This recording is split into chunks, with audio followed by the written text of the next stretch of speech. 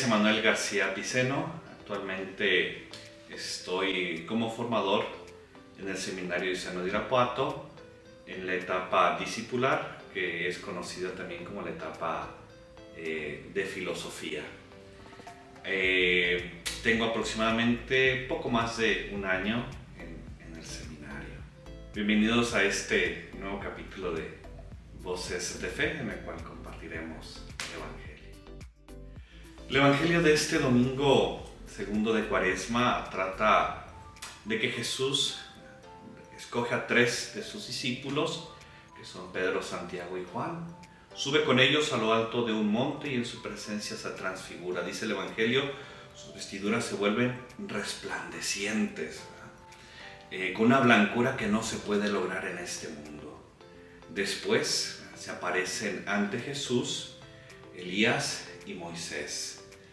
Los 3 discípulos caen en tierra, ¿verdad?, asustados y sin saber lo que decían. Dice el Evangelio, Pedro toma la palabra y le dice al Señor: ¡ay, qué a gusto estamos aquí! Vamos a hacer 3 chozas, una para ti, otra para Moisés y otra para Elías. Cuando Pedro termina de hablar, entonces los cubre una nube y de la nube sale una voz que dice: este es mi Hijo amado, escúchenlo. Cuando levantan la mirada, ya no hay nadie más que Jesús y ellos 3. Y entonces comienzan el camino de bajada y Jesús les pide que no se lo cuenten a nadie hasta el momento de la resurrección.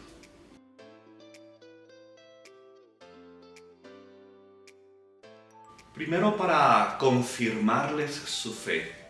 Poco antes Pedro había hecho una profesión de fe donde él proclama a Jesús como Hijo de Dios y les anuncia el escándalo de la cruz, que hay que subir a Jerusalén y entonces él allí va a padecer. Y Pedro le dice: no, eso no te puede pasar a ti, maestro. Entonces, ante este escándalo de la cruz, ¿verdad?, Jesús les anuncia que no es el fin, sino que es un paso necesario para la resurrección. Está confirmando su fe, les está dando esa fortaleza para poder resistir el escándalo de la cruz y entonces, llegado el momento de la resurrección, puedan comprender que era el paso necesario para la vida nueva, que es la resurrección. Y entonces está haciendo el Señor ahí una confirmación de la fe de Pedro y los discípulos para que ellos puedan resistir el escándalo de la cruz y así puedan participar también de la gloria del Señor. Ahorita como un adelanto, y en la resurrección puedan también contemplar su gloria. Los apóstoles estaban asustados porque, aunque Pedro había hecho una confesión de fe diciendo: tú eres el Hijo de Dios, ¿verdad?, al contemplar el gran misterio, ¿verdad?, al contemplar la gloria de Dios en el momento de la transfiguración, se da cuenta de que su fe aún es muy pequeña, porque aunque reconoce a Jesús, no dimensiona la grandeza de Dios. La grandeza de Dios es inimaginable para el ser humano, inescrutable.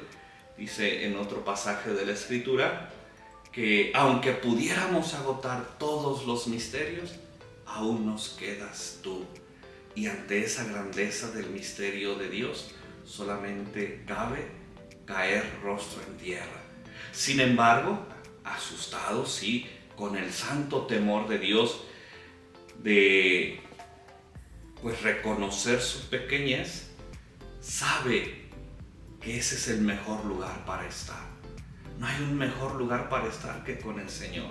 No hay un mejor lugar para estar que en la presencia de Dios, contemplando su gloria, que ese es nuestro anhelo, participar de la visión beatífica, es decir, de la contemplación de la gloria de Dios, donde podremos participar de la grandeza de su amor, Dice San Pablo que en ese momento le veremos tal cual es y ya nada más vamos a necesitar.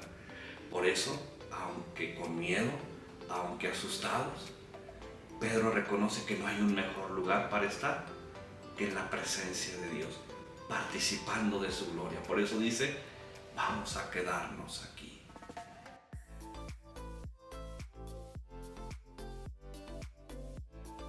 Por un lado, Elías representa a toda la línea profética del pueblo de Israel y Moisés representa la ley de Dios. Ambos tuvieron un encuentro con Dios, participaron también de su gloria, contemplaron la gloria de Dios en la cima de un monte. Moisés sube a la montaña y allí él participa de la gloria de Dios. Dice que la montaña se cubrió con una gran nube, ¿sí? Y Moisés hablaba con Dios cara a cara como se habla con un amigo. Y entonces el Señor le entrega lo que nosotros conocemos como los 10 mandamientos. ¿Por qué Moisés? Porque Jesús es la plenitud de esa ley que Dios le entrega a Moisés, que le entrega a su pueblo. ¿Y cuál es esa plenitud de la ley? El amor, el mandamiento nuevo del amor. Jesús es el nuevo legislador, el nuevo Moisés que viene a dar la plenitud a la ley en la ley del amor. A Dios sobre todas las cosas y al prójimo como a uno mismo. Por otro lado, Elías, que ya dije representa la línea profética del pueblo de Israel, la cual anunciaba la palabra de Dios, denunciaba también la maldad del pueblo de Israel. Jesús viene a dar cumplimiento a esa palabra de Dios porque Él mismo es la palabra del Padre. Entonces, Él, la palabra del Padre, viene a revelarnos la plenitud de aquello que anunciaban los profetas. Pero no viene a denunciar al hombre, sino al pecado. Y en la cruz es la más grande denuncia del pecado. Y en la cruz se da la muerte a ese pecado, se da la muerte a la maldad, se da la muerte a la infidelidad del hombre. Y en la resurrección se da paso a la vida nueva como hijos de Dios. Por eso Jesús es el que cumple con esa palabra. Además también, ¿verdad?, desde todos los profetas anunciaban la liberación del pueblo de Israel. Una liberación que culmina precisamente en la pasión, muerte y resurrección del Señor, de la cual es anticipo el momento de la transfiguración. Por eso podemos decir que Moisés y Elías se presentan ante Jesús, que es quien cumple aquello que ellos anunciaban con su vida y con sus palabras.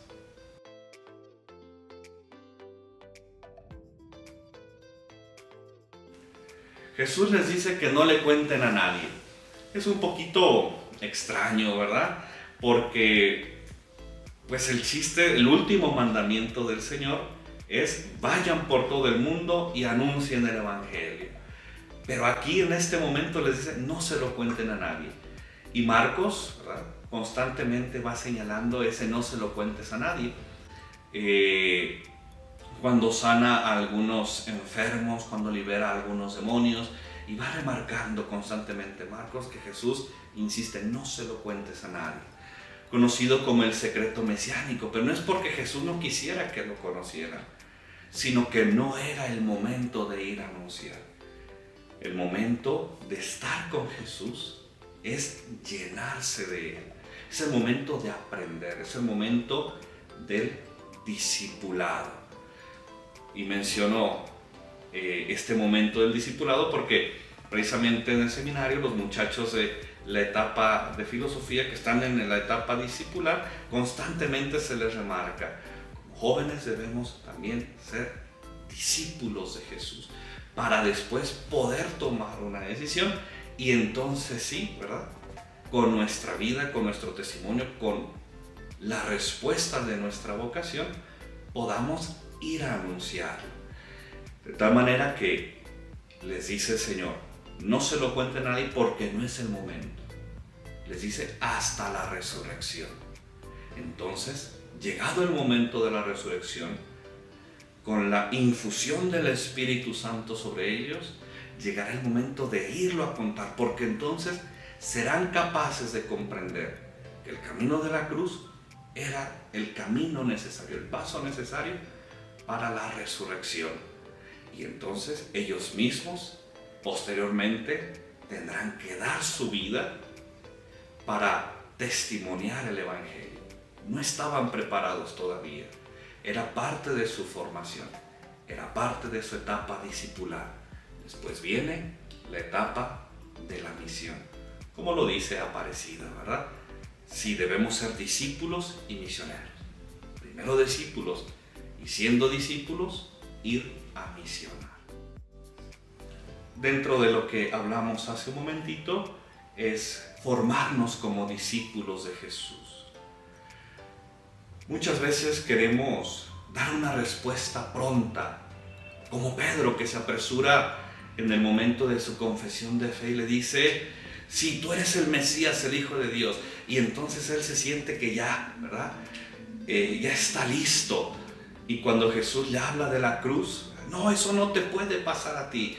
Por la premura de su respuesta, Pedro se equivoca, porque no ha aprendido primero a ser discípulo, quiere actuar inmediatamente, impulsivamente. Por eso el Señor lo vuelve a llamar como discípulo, lo encamina hacia el monte y se transfigura en su presencia. Ser discípulo, llenarse de Jesús, llenarse de su presencia. Creo que los jóvenes tienen que llenarse de la presencia del Señor. Pueden ser, o más que pueden ser, pueden hacer grandes cosas, porque son grandes personas, porque son, como dice también el Papa, ¿verdad? Son la riqueza, son el presente, son quienes actualmente forman la mayor parte de la población mundial, son la grandeza de nuestro mundo. Pero hay que aprender a ser discípulos. No podemos apresurarnos a hacer las cosas. Ser discípulos, aprender del Maestro, para entonces, llenos de su presencia, poder ir a anunciarlo. Y entonces, no solamente ser grande, sino hacer cosas grandes. Porque incluso alguien grande, si actúa impulsivamente, puede llegar a equivocarse. Pero alguien que como discípulo es paciente y aprende, va a actuar siempre de la manera correcta. Muchas gracias por la invitación. Yo estaba muy anhelante de poder venir y compartir con ustedes. Ya en otras ocasiones le había comentado al Padre, ¿cuándo me vas a invitar para venir, verdad? Y la primera vez que me invitó le dije, ay, no puedo. Pero ahora que me dijo, ven a este programa, claro que sí, con mucho gusto, es un placer. Y ojalá que podamos volver a compartir en un momento como este y pues la bendición de Dios les acompañe.